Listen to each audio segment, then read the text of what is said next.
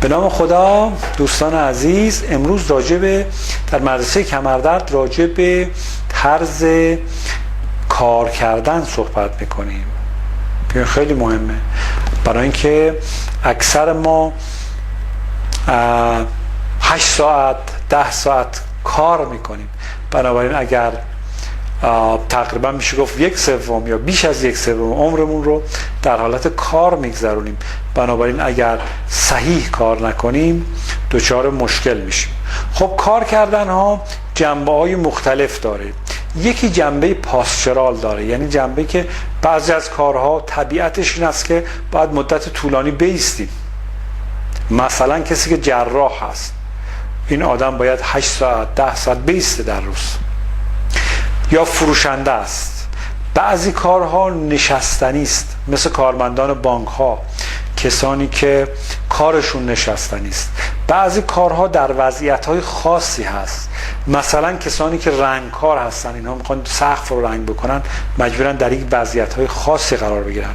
یا کسانی که لوله کشی مثلا میکنن، اینا در سطوح ناهموار باید کار کنن، در وضعیت‌های خاصی قرار بگیرن. همینجور تعمیرکاران که مثلا مکانیک هستن، اینها در وضعیت‌های مختلف مدت‌های طولانی قرار میگیرن، قاعدتاً در نهایت باعث صدمه بهش میشه، به اون قسمت از ستون و مهره‌ها میشه.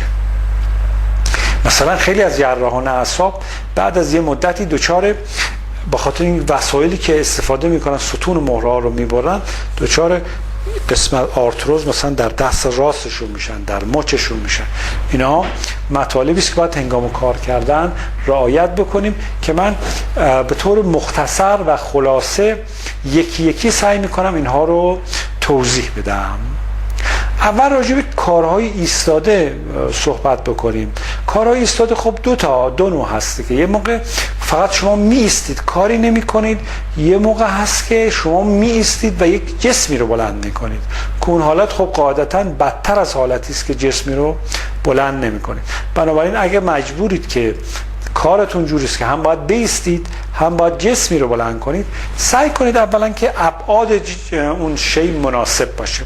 اگه خیلی بزرگ هست ممکنه سبک باشه ولی خیلی بزرگ باشه، خب این باعث میشه تعادل ستون و مهرهای شما به هم بخوره. سعی کنید از یک فرد دیگری کمک بگیرید که اون رو بلند بکنید. مطلب بعدی در مورد وقتی است که ما ایستادیم میخوایم چیزی رو از زمین بلند بکنیم یا از جایی بلند بکنیم که ارتفاعش کمتر از ارتفاع لگن ماست. در این صورت قاعدتاً اگه ما به جلو خم بشیم بیشترین فشار رو به لیگامن‌های کمرمون میاریم و در نتیجه باعث میشه لیگامن‌های ما خراب بشه، پاره بشه، کمردرد بگیریم.